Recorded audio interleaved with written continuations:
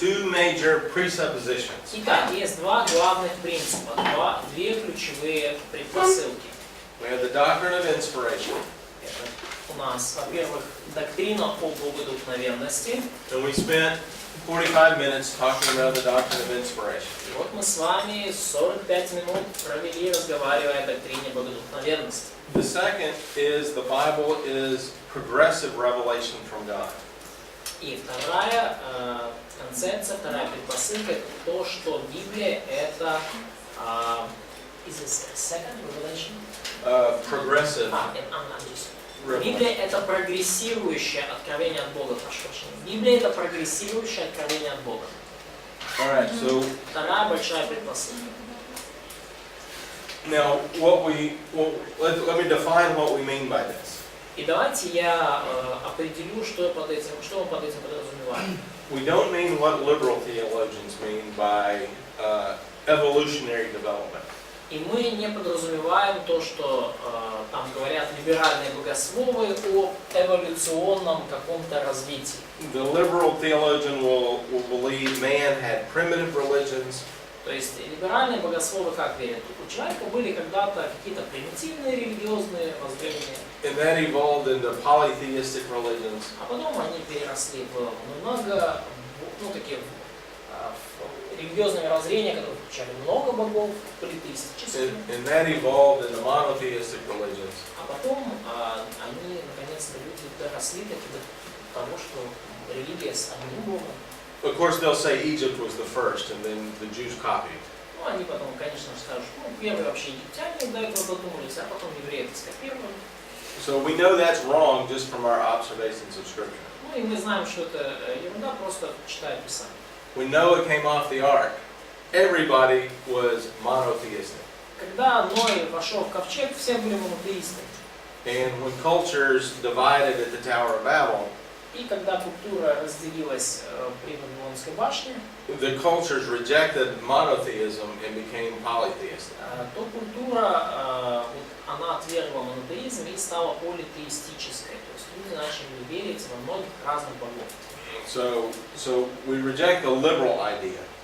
И мы отрицаем таким образом либеральный взгляд на эти вещи. What we do mean by progressive revelation И что мы подразумеваем под прогрессирующим откровением? is that God's revelation becomes fuller or more complete in stages. Мы имеем в виду, что божественное откровение становится более полным и завершенным на определенных этапах. Now what we mean by this is the truth of God does not become more true. То есть мы не подразумеваем под этим, что Божья истина становится более истинной. Truth is truth. Истина есть истина. Правда всегда. But what we have is man's understanding of that truth is more full. Но что у нас есть, так это то, что понимание человеком этой истины становится все более и более полным. For example, we would not say that Abraham believed in the Lord Jesus Christ for salvation. We would not say. We would not say that.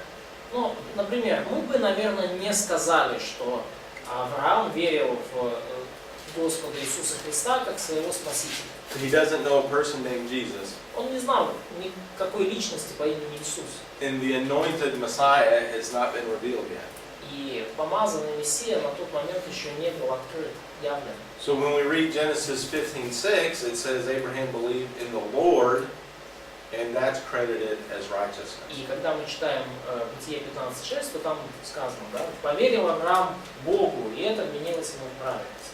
And what's meant by that is he believed in all that God has said for his salvation. И что это значит? Что Авраам поверил во все, что Бог ему говорил касательно его спасения. Now, how God was going to do that, Abraham probably didn't have a big clue to. Каким образом Бог намеревался вот это спасение осуществить, я сомневаюсь, что Авраам хотя бы какое-то представление имел. Now, it's true Abraham is saved the exact same way that you and I are saved, И by faith. совершенно верно сказать, что Авраам был спасен тем же образом, что и мы с вами, по вере. And the object of his faith is what the Lord had revealed to him. И объектом его веры, тем, во что он поверил, было Божье откровение, то, что Бог ему открыл. The difference is how much revelation each has. Но разница между нами в том, какое количество откровения было дано ему и нам. So we could say it this way. И мы можем это сказать таким образом. The New Testament is in the Old Testament concealed. Like concealed, or hidden. Hidden. New Testament, it's Old Testament. Old Testament concealed, Ага. Мы можем сказать это так. Новый Завет – это то, что было запечатано в Ветхом Завете. The Old Testament is in the New Testament revealed. It comes out and it's understood better. The Old Testament is revealed. Is Old Testament is New Testament revealed? Yes. Okay. Or it's revealed in the New Testament. The Old Testament revealed in New Testament. Mm-hmm. Ветхий Завет нам явлен, нам раскрыт в Новом Завете. А Новый Завет в Ветхом Завете был запечатан, скрыт. Понятна мысль? Оно, такое, это как чуть игра слов здесь. Can you kind of unpack that? Yeah, we'll keep talking on this. Мы еще поговорим. The presupposition of this means that early revelation in the Old Testament is of preparatory character. It prepares us.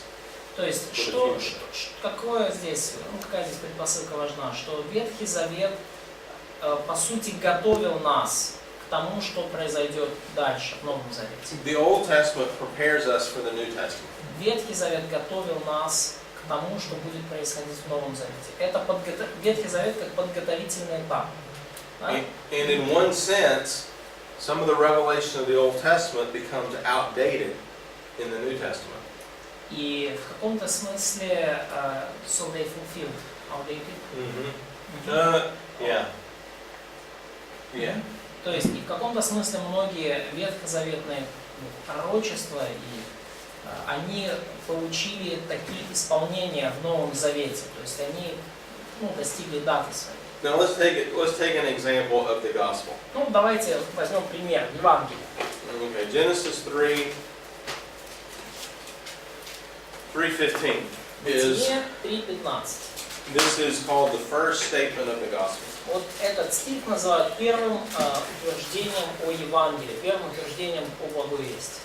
So we have in this statement Вот что у нас есть в этом утверждении? the concept of the seed of the woman. Концепция семени жены у нас есть. Now, this is a very odd statement. Какое-то странное утверждение на самом деле. From a physiological standpoint, women don't have seed. Потому что с точки зрения физиологии даже у женщины семени нет. And so this is very odd. То есть звучит как-то странновато. Now, as time moves forward, we have the seed of the woman being further defined as the seed of Abraham. И с течением времени вот это таинственное семя жены, оно как-то переопределяется уже нам как семя Авраама. By the time we get to the end of Genesis, it's the seed of Judah. И к концу книги Бытие мы уже понимаем, что это будет семя Иуды, из колена Иудова. Now when we get to 2 Samuel 7, it's the seed of David. Когда мы добираемся до 2 Царства 7 главы, то мы уже понимаем, это будет семя Давида. Now by the time we get to Matthew, all of these things come together. Но к моменту, когда мы уже в Евангелии от Матфея, все эти странные вещи, они наконец-то сходятся вместе. Matthew's gospel begins the son of Abraham, the son of David. И Евангелие от Матфея так и начинается. Евангелие Иисуса Христа, сына Авраамова, сына Давидова. In the first couple chapters, we start understanding what the seed of the woman means. И в первых нескольких главах Матфея мы наконец-то начинаем понимать, что же значит это семя жены. There's no human man as the father. Нету там никакого мужчины-отца. Никакого мужчины-отца не замешанного. And we can likewise trace the virgin birth through the Old Testament. И точно таким же образом мы можем проследить через Ветхий Завет вот эту концепцию непорочного зачатия. The seed of the woman is kind of a weird statement. Семя жены это какое-то такое странное утверждение. But when you get to Isaiah 7, now we have a statement of the virgin, the expected virgin. Но когда вы, например, читаете Исаии 7 главу, то вы уже сталкиваетесь вот с этой концепцией, да, что вот дева зачнет сын. When you get to the first chapters of Matthew and Luke, that's explained. И когда вы добираетесь до первых глав Евангелия от Луки, то вот эта дева, которая в чреве примет и родит сына, наконец-то вам разъясняется. And you also have this concept here of a fight between the serpent and the seed of the woman. И также в Бытии 3 главе 15 стихе есть уже эта концепция о борьбе между семенем жены и змеем. Now this word here, to bruise on the head, И вот эта фраза здесь, что оно будет поражать тебя в голову. it's the word to strike or to hit.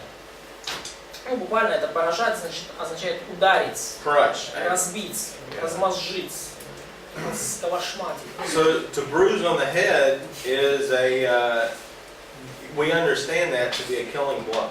То есть мы понимаем, что вот это вот поразить тебя в голову, это смертельный удар, убийство. Now what about this phrase to bruise him on the heel? Но что вот это значит, что ты будешь жалить его в пяту? Is that a killing blow? Вот это тоже смертельный удар. Она будет тебя жалить в пету, да? Ну, змей будет жалить в пету семя жены, да? Тоже смертельно. It's also bruised. It's also killing. That's right, because we're dealing with a serpent. Да, потому что мы имеем дело со змеей. Если змея жалит, то это серьезно. So if we have Да, это смертельный удар. if we have a poisonous snake striking someone on the heel, that's also a killing blow. То есть мы видим, что ядовитая змея ужалит кого-то в пету, и это тоже будет смертельно. Now, does anybody understand that in the Old Testament? Скажите, кто-то это в Ветхом Завете понимал? How is the Savior going to be killed? Каким образом Спаситель будет убит? And if he's killed, that brings up more questions than it answers. И если Спаситель будет убит, то тогда у нас вопросов больше, чем ответов. Well, that also, it starts to get explained when you get to the sacrificial system. Но также все вот это потихоньку начинает разъясняться, когда мы добираемся до системы жертвоприношений в Израиле. You have a substitutionary sacrifice. Ага, у вас там уже есть заместительные жертвы, да? Жертва вместо кого-то. And then when you get to the Gospels and you see the cross, you expect it. И когда вы, наконец, добираетесь до Евангелия, вы видите крест, вы уже ожидаете этого, вы уже примерно понимаете, что происходит. I skipped Isaiah 53, but that also brings that concept out. Ну, конечно, я пропустил Исаию 53, но там тоже эта концепция, она возникает уже. So the point is, here in Genesis chapter 3, verse 15, there's a lot of information. Но идея в чем? Вот здесь, в Бытии 3.15, тут уже очень много информации. But it's hidden in one verse. Но она вся очень так спрятана, запакована в одном стихе. This verse is completely true. Весь этот стих совершенно верен, совершенно правдив. And as we read the rest of the Bible, we have not added truth to this verse. И когда мы читаем далее через всю Библию, мы не добавляем к этому стиху еще какой-то истины. But the truth that's in this verse is explained through the rest of the Bible. Но истина, которая уже есть в этом стихе, разъясняется, растолковывается через всю Библию. So we see statements like this in other parts of Scripture. И мы видим утверждения, подобные этому, и в других частях Писания. Paul says it this way in Ephesians 3, 4 through 6. Павел таким образом это говорит в Ефесянам 3 главе с 4 по 6 стих. 3 глава Ефесянам 4 по 6 стих. Someone read 4 through 6. Почитайте, пожалуйста, Ефесянам 3 глава с 4 по 6 стих. So verse 5 is the principle. Итак, в стихе 5 мы видим принцип. God has always known the plan. Бог всегда знал план свой. But in the Old Testament, it wasn't revealed to all of humanity. Но в Ветхом Завете этот план не был открыт всему человечеству. However, later generations now know more. Но, тем не менее, более позднее поколение, они уже знают больше. Now the specific point Paul is making in verse 6 is now Gentiles can also have inheritance. Но такая конкретная вот идея, которую Павел здесь в 6 стихе, о которой он говорит, это то, что также и язычники теперь могут быть сонаследниками. In the Old Testament it was clearly revealed the Israelites would have an inheritance. В Ветхом Завете было ясно открыто, что Израиль будет наследником Божьим. Now if you go back into the Old Testament with this new knowledge, you'll also see Gentiles do as well. Но если вы вот с этим новым знанием, что оказывается язычники тоже могут быть, если вы вернетесь к Ветхому Завету, вы там обнаружите, ага, там это тоже оказывается есть. So this Там тоже есть про язычников. doesn't change truth. То есть это утверждение не изменяет истину. It simply reveals things that were already there and makes them more clear. Оно просто проясняет те вещи, которые уже были в Ветхом Завете, и делает их более ясными. Можно просто? Question. Yes. Им, получается, как бы не было понятно это, то есть оно там было, но они не могли этого постичь. Да? So that was there in the scripture for Israelites, but they was not able to get it, so it was not clear for them. This idea, for example, about Gentiles, about Messiah, so they had it, they read the same texts, but it wasn't just revealed for them, or what? I think the problem is more with their hardness of heart rather than with the revelation. Я думаю, что больше проблем было с их ожесточением сердца, For чем example- с откровением, которое было дано. For example, you all worked with the book of Jonah. Например, вы все проработали на выходных книгу Ионы. Да? All of the book of Jonah was directed toward Gentiles. Вся книга Ионы, она вообще-то направлена на язычников. And what was the satire of Jonah about? И в чем был юмор Ионы? В чем он там поставился? Что они более послушные. That Gentiles are more obedient to God than he is. Well, that's a good point.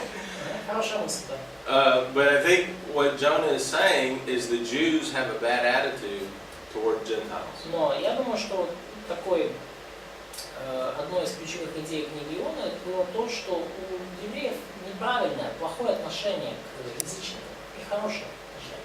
So there are hints, just like the whole book of Jonah, that Gentiles are part as well. То есть есть в Ветхом Завете, вот как в книге Ионы, вот уже намеки на то, что вообще-то язычники тоже часть Божьего плана и часть наследства Божьего. Now look at Hebrews chapter 7. Давайте посмотрим Евреям 7 главу. So somebody read verse 11 and 12, please. Кто-то прочитает, пожалуйста, Евреям 7 глава, 11-12 стих. And notice what's happened. Обратите внимание, что происходит здесь. Verse 12 is very important. Стих 12 очень важен. When some changes occur, other things go away. Something occur. Like the priesthood changes, there has to be a change in the law. То есть, когда меняется священство, то закон тоже должен быть изменен. Now you have to keep this principle in mind as you read the Bible. И этот принцип вам нужно держать в голове, когда вы читаете Библию. Otherwise, you're going to make false applications. Иначе вы начнете делать ложные применения. If you're reading the book of Leviticus, you're a wonderful Christian. Если вы читаете книгу Левит, вы прекрасный, супер-мега-духовный христианин. But if you're reading the book of Leviticus, Если there are good principles to be found there. вы читаете книгу Левит, вы можете найти там очень хорошие, замечательные принципы. But if one of your applications is we follow the priesthood of Aaron, Но если одним из ваших применений вдруг откуда ни возьми станет, что надо бы нам как бы следовать священству Ааронову, да, то есть, then you're not keeping up with all of the revealed revelation. то тогда вы уже выпали из контекста всего откровения. So here clearly the priesthood has changed. То есть здесь уже ясно сказано, что священство поменялось. And there are other things such as this in the New Testament. И есть многие другие похожие вещи в Новом Завете. Now here's another principle that Paul explains. И есть еще один принцип, который разъясняет апостол Павел. Someone read verse 23 through 25. Hebrews 7, Galatians 3, Галатам 3 глава, пожалуйста, 23 through 25. с 23 по 25 стих. Галатам 3, с 23 по 25 стих. А до пришествия веры мы заключены были под стражей закона, до того времени, как надлежало открыться вере. Итак, закон был для нас детоводителем ко Христу, дабы нам оправдаться верой. По пришествии же веры мы уже не под руководством детоводителя. 26, да? До 25 достаточно. So here we have the analogy of a tutor. И вот у нас здесь есть такая аналогия с детоводителем, ну или как это сказать, воспитателем. Да, The concept here now is a child moving to adulthood. То есть и концепция здесь какая? Ребенок, который постепенно становится взрослым. Now there are a lot of things that children do that adults shouldn't do. Ну, есть много вещей, которые делают дети и которые взрослым делать не стоит. It's okay for a child while he's under training to do those things. И это нормально для ребенка, пока он проходит воспитание, делать всякие глупости. But once you become an adult, then life changes. Но как только вы становитесь взрослыми, жизнь меняется. It's not that the things as a child were actually wrong. Не то чтобы те вещи, которые делают дети, они неправильные. It's just today you're grown up. Просто вот на сегодняшний день вы уже подросли, вы выросли. So some of these things are the priesthood is outdated. И одна из этих вещей это вот уже вот это священство, которое, уже все устарело, закончилось. Mark chapter 7, verse 18. Марка, 7 глава, 18 стих. There's a discussion over, actually this is a discussion over washing your hands. Ну, вообще-то здесь разговор об омовении рук. But within that discussion in verse 19, Jesus declared that all foods are clean. Но вообще вот уже в процессе этой дискуссии об омовении рук Иисус объявляет, что вся пища чистая. So pork is not unclean, shrimp is not unclean. То есть эти устрицы уже чистые, свинина уже чистая, и креветки уже чистые, и омары там, и все остальные. So the concept is not that Christians now are lawless. И концепция здесь не в том, что все там сейчас христиане такие беззаконники, все им можно. But we need to recognize the fulfillment of the law. Но нам нужно осознавать, что закон уже исполнен.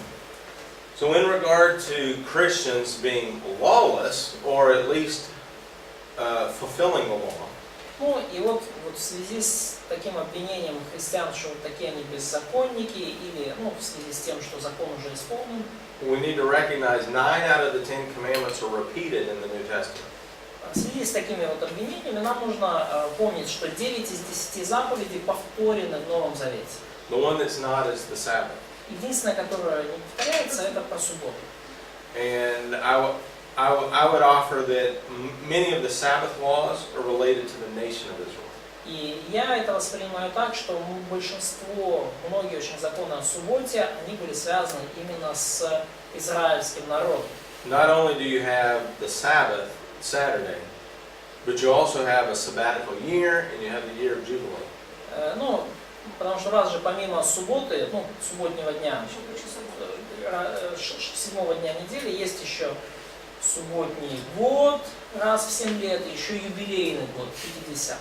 The sabbatical year and the year of Jubilee assume that God owns all of the land in the nation. И вот этот субботний год и юбилейный год, само существование подразумевает, что Бог является хозяином, владельцем всей нации, всего народа. And that God is the present king over that nation. И что Бог является реальным царем над этим народом, над этой нацией. And that's not a condition we live in the church. И это совершенно не те условия, на которых мы живем сейчас в церкви. So, with regard to the law, Что касается закона, First of all, the law was given directly to the nation of Israel. В первую очередь, закон был дан напрямую народу израильскому. And so if you think of the laws of the Ukraine and the laws of the United States, Например, поразмыслите о законах украинских и законах Соединенных Штатов. as an American citizen, I always have to obey the laws of the United States. Как американский гражданин я всегда должен повиноваться законам Соединенных Штатов. I don't have to obey the laws of the Ukraine unless I'm here. Я не должен повиноваться украинским законам, кроме тех случаев, когда я на территории Украины. Now, when I'm in the boundaries of the Ukraine, I have to obey the laws of the Ukraine. И когда я нахожусь на территории Украины, внутри границ Украины, я повинуюсь законам Украины. But when I go home, I don't obey your laws anymore, I obey mine. Но когда я возвращаюсь домой, я уже не подчиняюсь вашим законам. Спасибо. And the law was Я given подчиняюсь to, законам своей страны. and so the law was given to the nation of Israel. И закон был дан. Law, Ten Commandments, you mean, or the law in The general. whole, the Mosaic law. Да, и вообще Моисеев закон был дан народу израильскому. Now, the church has 9 of those 10 laws repeated for us. И для церкви 9 из этих 10 законов были повторены. Again, some principles for progressive revelation. Итак, давайте еще поговорим вот по поводу второй предпосылки, прогрессирующее откровение, несколько принципов. All right, the first one. Первый принцип о прогрессирующем откровении. The interpreter should not impose on the church any Old Testament practice that foreshadows Christ. Ага. Толкователь не должен переносить на церковь все вот эти ветхозаветные практики, которые были предзнаменованием, предвосхищением Христа. Как это проще сказать? Не путать Израиль и церковь. So, could we say it simpler? They suggest like, do not mix Israel and church, or it's just something. Yes, that's a great principle. Да, хороший принцип, нормально. То есть не переносить в церковь и те древние ветхозаветные практики, которые были всего лишь прообразом или предзнаменованием Христа. Examples of this. Примеры. Animal sacrifice. Например, жертвоприношение животных. The animal sacrifices foreshadowed Christ. Жертвоприношения животных были прообразами Христа. In Hebrews chapters 7 through 10 tells us the animal sacrifices are obsolete. They're done. They're done. Да, то есть евреям с 7 главы по 10 нам четко говорит, все эти жертвоприношения, все, прекратились, закончились. Worship in a model of the Old Testament tabernacle or the temple. Поклонение по принципу, по принципу ветхозаветной скинии или храма. The tabernacle foreshadowed Christ. Вот эта скиния была прообразом Христа, предзнаменованием Христа. Now that Christ is here, the church is a spiritual temple. Теперь, когда Христос уже пришел, церковь является духовным храмом. And so therefore the tabernacle, the temple, those are obsolete. Поэтому скиния, храм, вот все вот эти вот вещи, там, ветхозаветных, все, закончились. Now I want to go back to the point that Israel and the church are separate. И теперь вот еще коснусь момента, что Израиль и церковь это разные сущности. And that the Ten Commandments are repeated in the New Testament, most of them. Ну и вот тот факт, что почти все из 10 заповедей, они повторены в Новом Завете. Recognize the book of Deuteronomy expands on the Ten Commandments. И поймите, что книга Второзакония, она эти 10 заповедей расширяет, разъясняет. For example, on the section that deals with private property. Например, вот там есть раздел, связанный с частной собственностью. There are principles found within that commandment that are expanded in Deuteronomy. In that commandment. Yeah, thou shalt not steal. Да. То есть, смотрите, есть заповедь, да, не кради. И есть целый раздел в книге Второзакония, который разъясняет эту заповедь и дает очень много повелений касательно частной собственности. One of the descriptions of that is giving a vow and breaking your promise. Вот одно из там one of the commandments or One of the case laws of Property laws. the eighth commandment. Одним из вот таких случаев, рассмотренных вот, касательно частной собственности, это, например, когда вы даете клятву, а потом ваши обещания нарушаете. So breaking a promise is the same as theft. И сказано, да, во второзаконии, что нарушение обещания данного с клятвой – это все равно, что кража. So if you think about how this works, if you promise somebody something, И как это работает, да? То есть, если вы что-то кому-то пообещали, and then you don't give it to them, you have stolen from them. и потом не дали обещанного, то вы на самом деле украли. For example, every person's labor is worth so much an hour. Например, труд каждого человека стоит какую-то сумму там, в чем-то там за час. So if you tell somebody you'll be there at 2 o'clock and you show up at 3 o'clock, you stole 1 hour of labor from that person. И если вы сказали, что я приду в 2 часа дня, а пришли в 3 часа дня, то вот вы у этого человека украли час вашей работы. So when the New Testament quotes the eighth commandment, И когда Новый Завет цитирует 10 заповедей, that's more than just taking your pencil. то вот это не укради, это больше, чем не стащи ручку ближнего своего. That would include breaking promises and the other things that are related to Оно that. также включает вот это нарушение обещаний, вот это, ну вот и все вот вещи, которые мы перечислили. And that's what we need to recognize within the Ten Commandments. И это нам нужно понимать, вот, что подразумевается в контексте этих 10 заповедей. For example, adultery Например, прелюбодеяние. is not just sleeping with a married woman or a married man. Прелюбодеяние – это не просто, когда вы переспали с женатым мужчиной или замужней женщиной. As we saw it yesterday or a couple days ago, the Sermon on the Mount, Jesus gives a fuller description of a mental И, relationship. как мы видели вчера, кажется, в Нагорной проповеди Иисус дал куда более полное описание этого греха и также включил в него грех, совершаемый в уме. So, В мысли. the prohibition on adultery includes many things related to violating marriage. И поэтому полное описание прелюбодеяния включает очень много вещей, которые нарушают супружескую верность в браке. So, let's go to, so the first one is we don't impose on the church a Old Testament practice that foreshadows Christ. И потому, да, мы не переносим в церковь вот эти ветхозаветные практики, которые были всего лишь предзнаменованием, прообразом Христа. We have three altogether. So the second one now, Второй принцип. do not impose on the church an Old Testament legal prescription that does not have apostolic sanction. Do that Не one. переносите в церковь те, ну или не налагайте на церковь те ветхозаветные законы и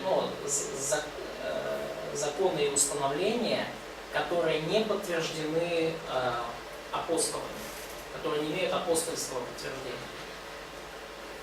Не переносите в церковь ветхозаветные законы и постановления, не имеющие апостольского подтверждения. А в чем апостольское подтверждение? So, what is the apostolic sanction? Okay. The New Testament apostles saying to follow this law. То есть должно быть так, чтобы новозаветный апостол повелел следовать этому закону. All right. And I'll give some examples in this. Я вам примеры приведу. But the reason for this is the law was given to the nation of Israel. Но причина для этого какая? Закон был дан народу израильскому, нации Израиля. So some of these are laws for citizens. Некоторые этих законов это законы для граждан. For example, leprosy. Закон о проказе и прокаженных. If a person was healed from leprosy, he had a procedure to follow. Если человек исцелился от проказа, то была целая процедура, которую он должен был следовать. That legal procedure involved going to the priest and offering a sacrifice. Вот это вот законная процедура, которая включала там, пойди к священникам, принеси жертву и так далее. So if somebody today had leprosy, И если у кого-то сегодня вдруг проказа одна, they prayed about it and they had a medical doctor and they were healed from leprosy. то есть они об этом молились, пришли доктора и каким-то вот образом исцелились. He would not be required to go to a priest and offer a sacrifice according to the Old Testament. То от этого человека не требуется идти к священнику, приносить жертвы и та-та-та-та. Это не надо. Now we see the example when Jesus healed a leper, he told him to do that. Но вы видели пример в Евангелии, когда Иисус исцелил прокаженного, то Он сказал ему, пойди, вот сделай все по списку. But the church did not begin until after the resurrection, specifically Pentecost. И это почему? Потому что церковь не началась до воскресения Христа, ну и конкретно до Дня Пятидесятницы. Церкви не было. So there are some things that are actual laws for the nation. И поэтому было много вещей, было и есть, которые по сути являются законом для нации. Now the third one is the interpreter should not impose on the church civil laws that come from the Old Testament theocracy. И третье правило. Толкователь не должен переносить на церковь гражданские законы Ветхого Завета, которые предполагают теократию. Толкователь не должен переносить в церковь гражданские законы Ветхого Завета, которые предполагают теократию. For example, the slavery laws. Например, закон о рабстве. In Exodus 21. Исход 21. We have a law here that relates to freeing slaves after 6 years of service. Есть, например, закон в Исходе 21, after 7 years, yeah? 6 years. He serves for 6 years, and the 7th year he goes free. Да, например, есть закон, вот гражданский, Исход 21 главе. Раба надо после 6 лет труда отпускать на свободу даром. This is a national law. Это национальный гражданский закон. Now, we may derive principles from this law. Мы, конечно же, можем из этого закона какой-то принцип выделить. And we may want to apply them to our own Gentile nation. И, может быть, даже сами захотим что-то похожее применить для нашей языческой нации. For example, slavery should not be a lifelong experience. Ну, например, что рабство не должно быть,